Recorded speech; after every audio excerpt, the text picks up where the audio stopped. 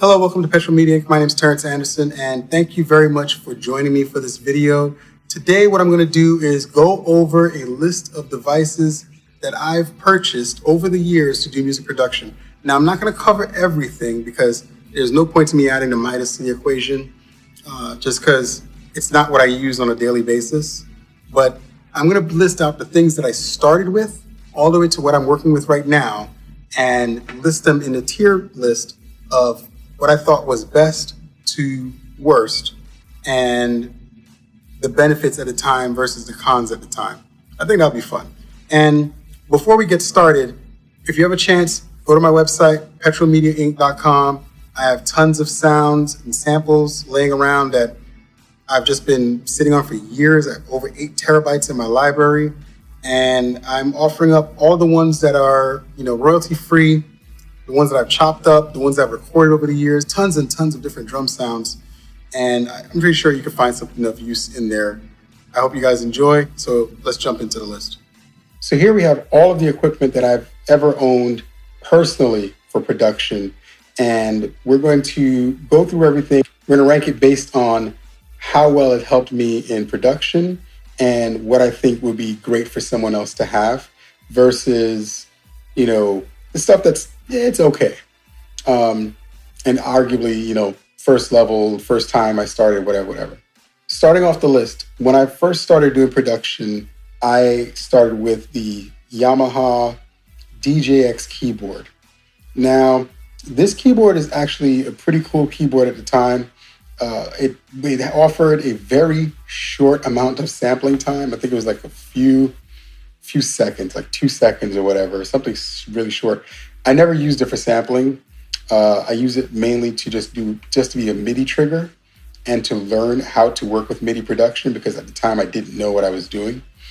So the keyboard itself, it was okay. I would rank that keyboard a C tier. And the reason why I rank it as a C tier, the Yamaha DJX, is because, there were many keyboards at the time in the same price point. This was just a really cheap MIDI triggering keyboard. I had it for a little while until I got my MPC and I used it with the MPC. And eventually I just stopped using it. I moved on and only worked with the MPC for a long time.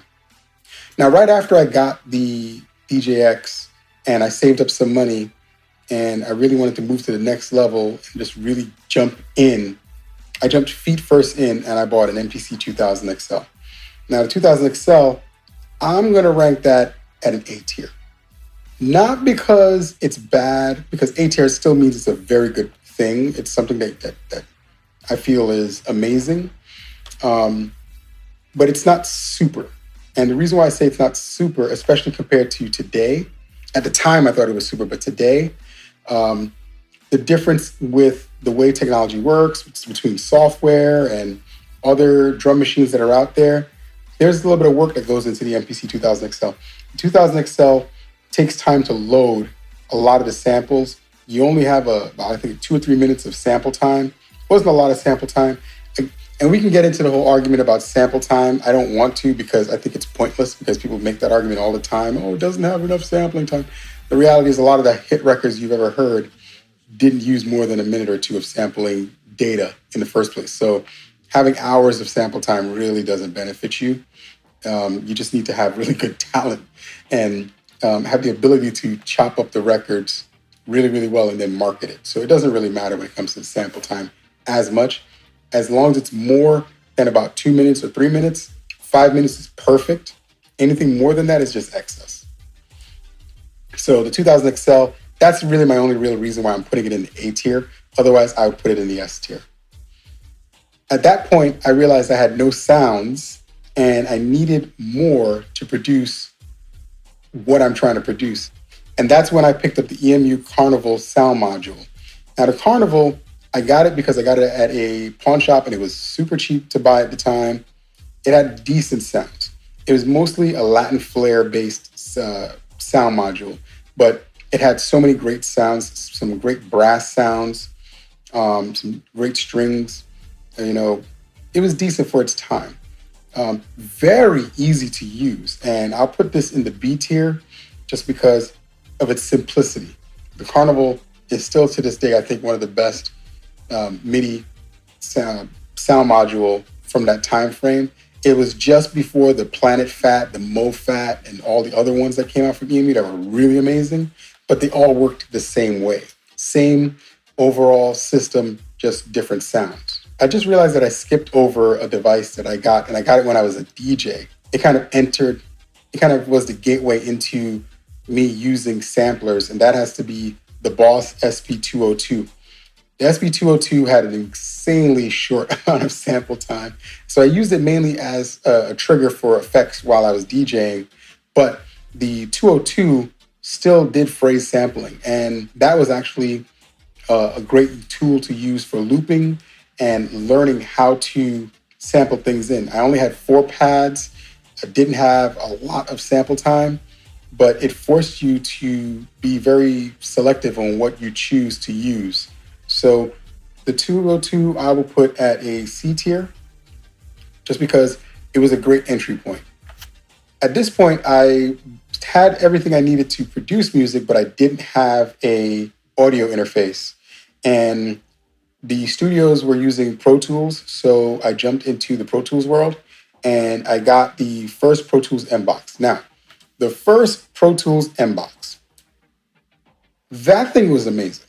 I would say easily one of the best sound audio cards of its time. It was USB, so it had some delay issues, which, kind of hindered it.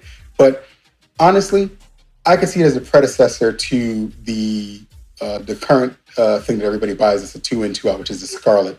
That's also made by Focusrite.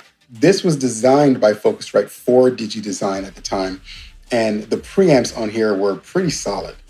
The problem with the M-Box One was that when you started to deal with too many tracks, you would start to have some delay issues with the converters. And the other issue with it was the noise floor was pretty high. So anything over, I want to say 8 to 16 tracks of audio, you had to make sure to set a gate on each of those audio tracks you recorded in, because you would start to notice the noise like bit by bit. But I will put this in the B tier because it really got me going into tracking my sounds in, getting things out of the MPC and out of the Carnival and into it. I had to do things at a two tracks at a time type of deal to get it into Pro Tools. But overall, it worked out really, really well for me. Now, a little bit after this, I picked up my first professional keyboard, and that was the Yamaha Motif ES. The ES, man, so what could I say about the ES? The ES had phenomenal sounds, like absolutely stunning sounds, but its sequencer was terrible. And there are people who could use it to do some amazing things, but I just gave up on the sequencer and I used the MPC to trigger it. And, from that perspective, because the way I was tracking everything and it's only using a couple of tracks out of the Motif, and also saving things in the Motif was a bit of a process. I did not enjoy that experience. So after a while, I started using the Motif as a one and done type of deal. Like I'd record out the audio that I needed, trigger it, get it into Pro Tools, or, at the time, started moving into eMagic Logic, and that's it. I wouldn't even go back and try to redo it. It was done. So the Motif, I would put at an A tier because it's a Yamaha Motif. The ES was just, it's worth it if you ever had one, and if you really wanted those sounds, it's worth it. But today, would I buy it? I don't know if I would buy it. Maybe I'll move it back down to the B tier. Let's put it in the B tier. That's more realistic because I wouldn't buy the Motif again, just because I just wouldn't buy it again. I would buy a newer Motif if I really wanted those sounds. For speakers at the time, I was running the Event monitors. Now, the Event Precision 8s were great speakers for starting. The bigger problem with the Events were they were really bass heavy. You could tune this out, but I didn't know how to do any kind of room tuning and adjustments.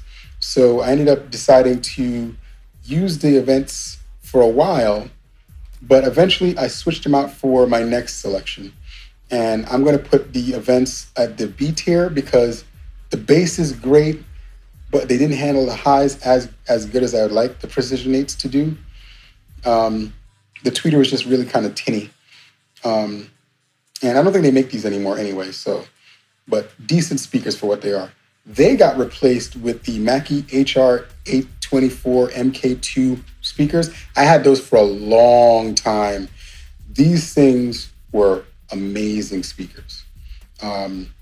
If you've ever owned a pair for a starter, I'm going to put this, people are going to argue with me, I'll put this at the S tier. And the reason why I'm putting it at the S tier is because I used it for about 5 to 6 years, maybe 7 years of my music career, just confidently mixing on them. They had an interesting setup to create extra bass. So you had an 8-inch woofer and a 1-inch dome tweeter, and that was the high and low. And then the bass, the sub, was a bandpass 6x9 speaker that was mounted in the back of this thing, and it was a reflective speaker. So it wasn't actually playing anything. It was basically kind of triggered off the front speaker, and it would just create this amazing amount of bass that just, it was worth it. To me, it was worth it. So S tier for those. And I upgraded my audio card at that time to the Pro Tools Firewire card, which I'll put that at an A tier because it was a solid card. It was definitely an improvement over the M-Box, the original M-Box, but the M-Box Pro was much more convenient, more inputs, a little bit better quality. I think this is after they stopped working with Focusrite, because I definitely noticed the conversions were a little bit different sounding.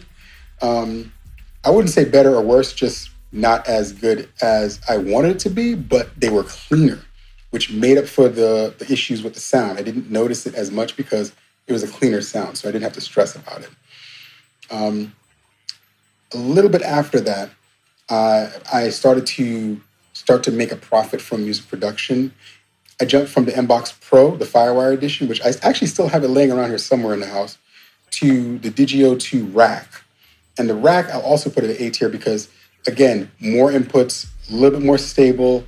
If anything, the thing that was causing issues with me in that unit was my PC not being as fast as I needed it to be to actually handle the conversions. And again, everybody was running regular hard drives. Solid-state drives didn't exist at the time. But it did the job. It handled what I needed to handle. It just wasn't as fast as I wanted it to be.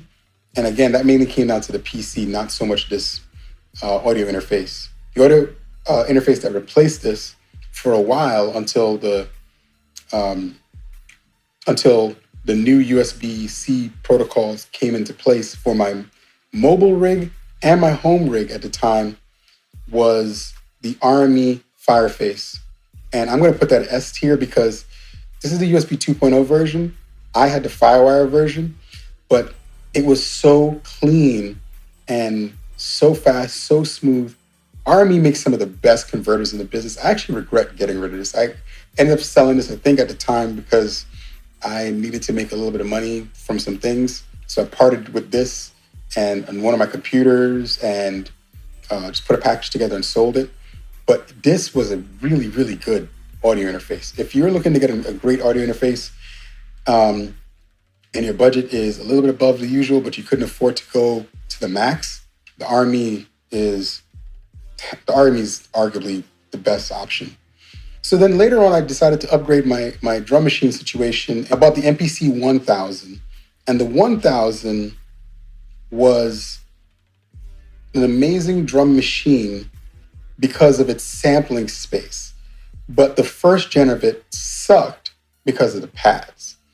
Not because of the machine itself, just the pads. The pads at the time had this issue with them where they would double trigger or sometimes even trigger phantomly by themselves, And it had to do with the fact that this was a new technology for Akai. They decided to go with individual pads. So each individual pad was its own individual trigger.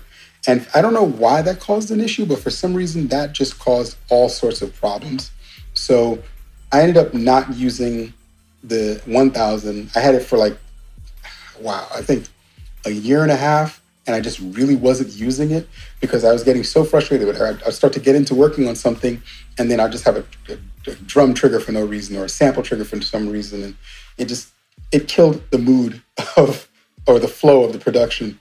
So the first Gen 1000, I'm going to put that at a B tier just because the pads were terrible on it.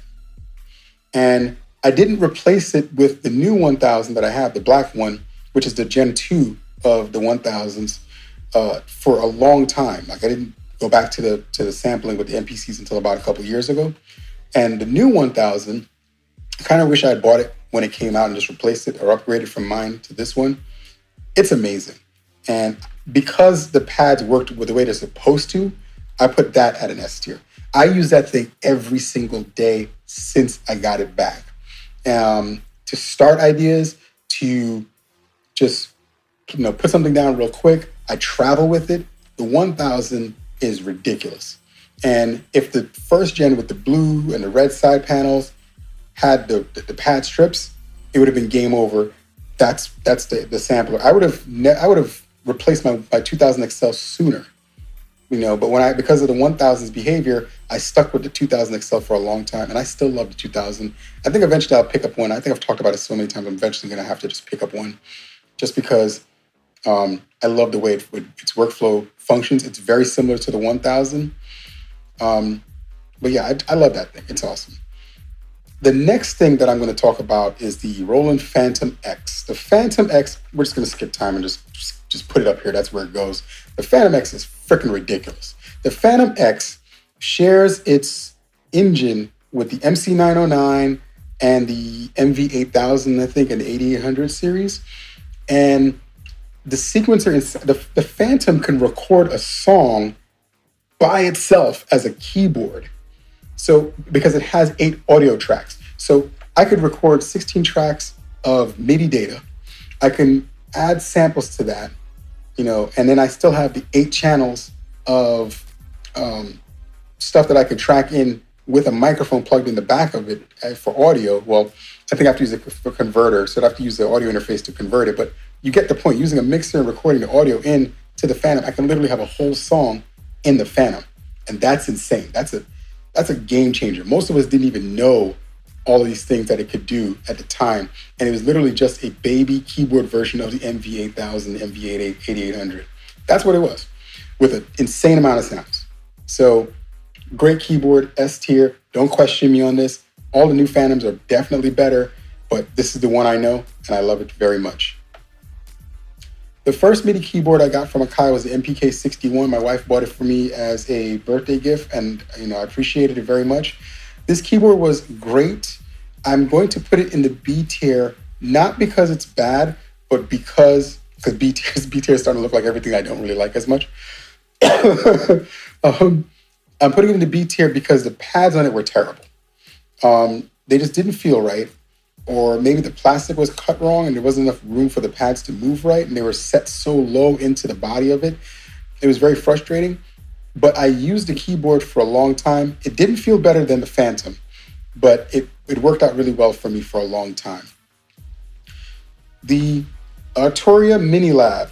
There's been many versions since the first generation of the Mini Lab, but this one, I still own this. This Mini Lab keyboard, I'm going to put at an A tier because it just delivers. It's simple. It does exactly what I needed to do. No fuss, no complaints whatsoever, just solid unit. The pads feel decent. The keys are great. They're kind of small, so it took a little bit of getting used to, but it's also the one I travel with for when I do anything outside of the house. So it works out for me. The keys feel great. It came with a huge sound library. I forgot what the suite is called for it, but it was like something like 4,000 or 5,000 sounds. It was something stupid. But all those sounds are in my software, so I have it in Logic, and I have it on my PC that I travel with. And, it gave me a lot of flexibility. It's also one of the reasons why I moved away from samplers for a long time, because I had that. I had Logic. I had the bigger keyboard at home for Logic as well. I installed a copy of it on my MacBook Pro. I just kind of kept it moving. So the keyboard was really good for that purpose. So when we started to do our business model to do a studio. For a while, we had the Midas set up with a big configuration. And the Midas was my purchase, and the audio cards were my purchase. So I'm only listing the things that were mine in the studio. I didn't put the Midas on the list because, again, it's a big console, not necessary. But these audio cards were rock solid. This was the BSS London SoundWeb cards. I had the 326 versions, and they gave me 16 in on one. I had a pair of them. So it was 16 in on one and 16 out on the other. So it gave me full A to D, D to A conversion. And it was high 24-bit, 96K, extremely high quality. I want to put this in the A tier. However, I'm going to have to put it in the C tier because they stopped being supported and the drivers don't work anymore. And I had to get rid of them. And it was very frustrating dealing with them for the last couple of years, just because things would half work and then not work. And I just kind of got fed up with the whole deal. So I ended up removing them from the equation. I ended up replacing those for a while, and I had a smaller setup with just 2 ins, 2 outs again. And for that, I used the PreSonus IO Station 24C. And quite frankly, this is a pretty solid unit. I mean, if you were looking for a good 2 in, 2 out device with DAW control, this is S tier. This thing is phenomenal for what it is, and very, very, very, very underrated. When I have to do something professional and go to a studio, I take this with me. I leave everything else home just because, it works. I have the ins and outs, nothing too complicated. If I need to take it to and dump something into a studio setup, I'm just going to do a dump anyway from a Logic session. But this is just for tracking and getting everything going. This is perfect. And another thing with the 1000, with this and the 1000 and the keyboard, it's a perfect trio with the keyboard for me. Especially since with the 1000, I just dump everything across anyway. Easy process for what I'm trying to accomplish anyway, so works out perfectly great. For MIDI controllers, I ended up replacing the 61 key Akai with the MPK 249. Had much better pad feel for those who want to do drumming on the pads and triggering samples on the pad. I mostly used the keyboard again. The keyboard felt exactly the same as the 61 key version prior. The 249 just had better pads. It was smaller because I realized I didn't need something as big at the time. I was still rebuilding my studio setup at the time. And, it did what it needed to do. I had some complications with some of the DAW controls, but again, because at the time I had the PreSonus, I didn't worry about it as much. So it was great, but it wasn't exceptional. That's why it's at that level. One of the synths that I've loved for a long time was the Roland V synth. And I'm going to put it at A tier just because it's a love-hate relationship with it. It has amazing sounds, phenomenal capabilities, 3 synth engines. I think 2 of them were from older units from Roland. It was just a great synth. The reason why I put it at the A tier was the outputs. I think it was limited to like 4 outs. And being a rack module, it really had all of these output space on the back. Like, they could have put so many more outs on this thing. They could have gave it 16 channels, just because I would pair it with the Phantom or with the MPC, but then I couldn't use all the sounds the way I wanted to. So it was just really frustrating to deal with it that way. So would I buy it again? Yes, I would absolutely buy it again. Anything in the A tier and above, I would consider buying again or using again based on that. But some of the items, they're not compatible anymore with various things. This is not one of them. This is a great sound module for what it is. The keyboard is even better. Sound module is more attainable. So I would consider that great. The Kali Audio LP8s. These are the closest I could find to matching the sound quality and feel of the Mackie HR824 MK2 monitors that I had a long time ago. I actually was going to buy another pair of Mackies, the old ones, because I don't like the new ones. I've listened to the new ones. I feel like they're not as good as the old ones. The old ones are just better. But then the old ones are all abused. Everybody loved them so much, we all abused them. So I had to go with something newer. And I got the Kali Audio LP8s. And they're great. They're really great pair of monitors. Eventually, I know I'm going to probably upgrade at some point, but for now, they're holding their own. I actually bought three. We'll discuss on why that is at a later date. But um, I'm pleasantly surprised with the LP8s. Cali Audio did a great job. I need to upgrade to their newer versions. I might actually consider that. I think I'm going to get the newer versions of those as my next set of monitors because they used a larger speaker for the high end instead of a tweeter, instead of a tiny tweeter. And it makes a difference. So in the studio, because I decided to go with the 1000, I really wanted to go back to the 2000 XL, but the 2000 XL comes with its own complications. Again, the only way to really get the audio out of that is to track it out. I have a previous video, and I'll link it somewhere in this video, where you can transfer your audio via the compact flash to the 1000, to the 2500, and also to the MPC2 software, which means you can use those sessions in the Live 2, the One, the MPCX, the MPC Studio with a laptop, because I have a Studio 2 with a laptop. And I usually transfer my files from the 1000 or the 5000 via compact flash when I have little to no time to do the work, or I'll use the Midas and record everything out and through and back in. But most of the time, I just do it the other way because it's faster and I know I need to get the work done quicker, and it works out well. So the MPC 5000 became the choice over the 2000 XL as the unit that would be at the house for production purposes.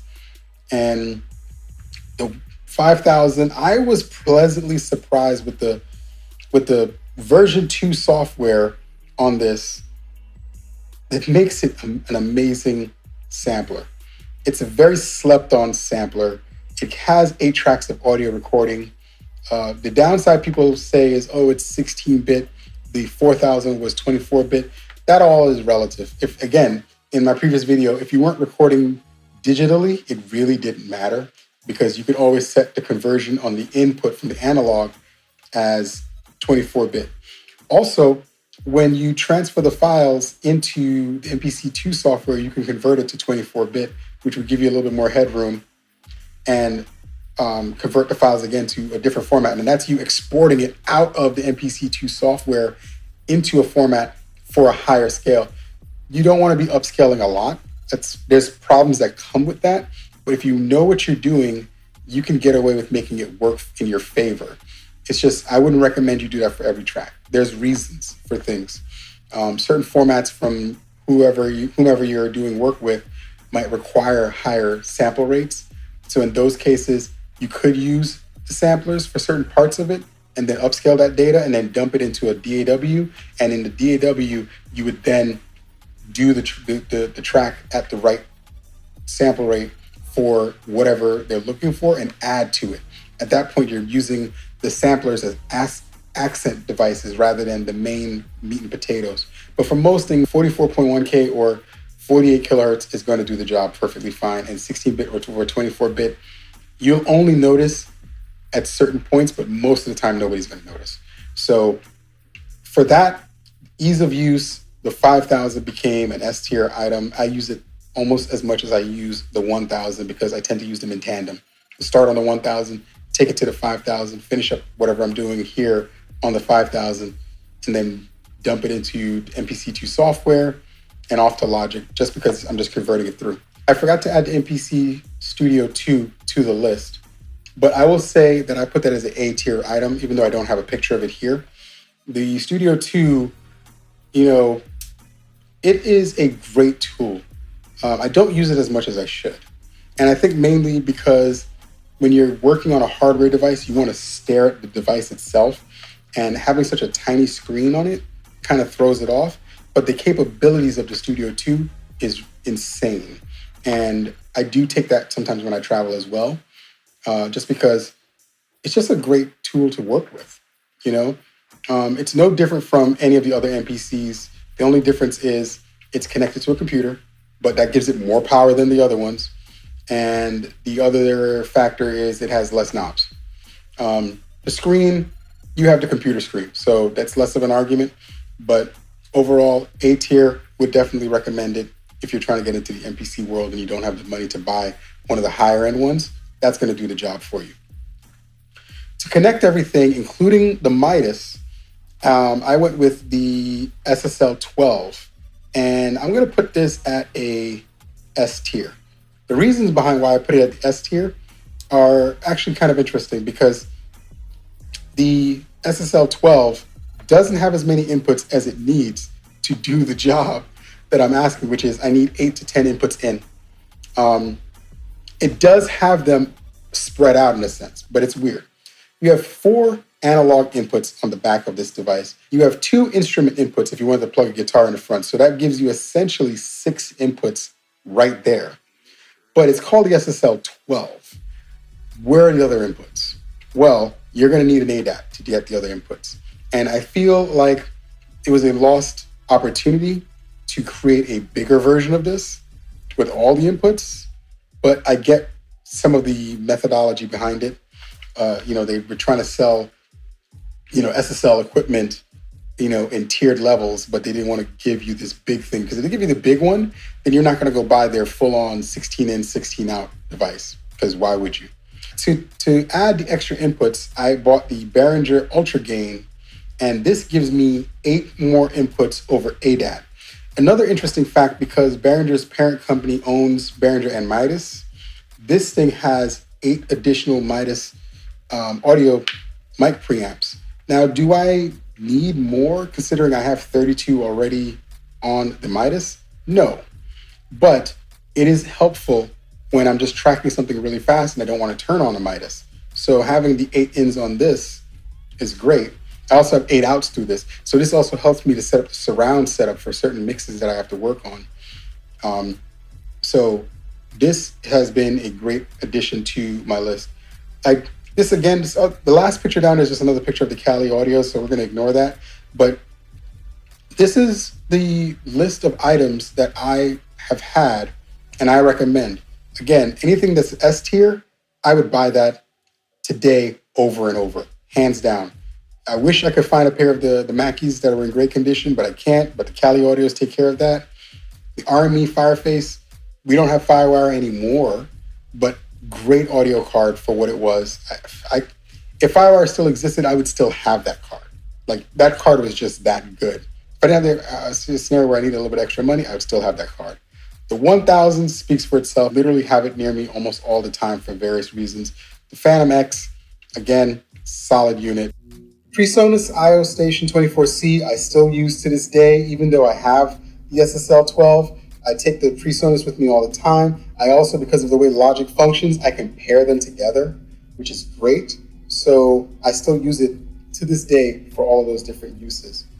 The A tiers, I will buy a 2000 XL again. I'll definitely buy that. And I still have the Keylab, and Ultra Gain has been doing a great job, but most of the other stuff on this level, I probably won't pick up again as much as I love them. B tier was great to start me off. I don't think I'll ever pick those up again because there's a lot of options I already have that can do the same thing, but the B tiers were great. And the C's I definitely won't pick up again because either they're not supported or I have found better options at this point. If you like what I've been talking about, like, share, subscribe, and join me next time on the next video. I will go over more stuff, more equipment. We'll work on some tracks. We're going to probably repair a couple of devices because I still have to replace some things on the 5000. I'm waiting on a couple of parts to come in. And, enjoy. Like, share, subscribe. Catch you next time.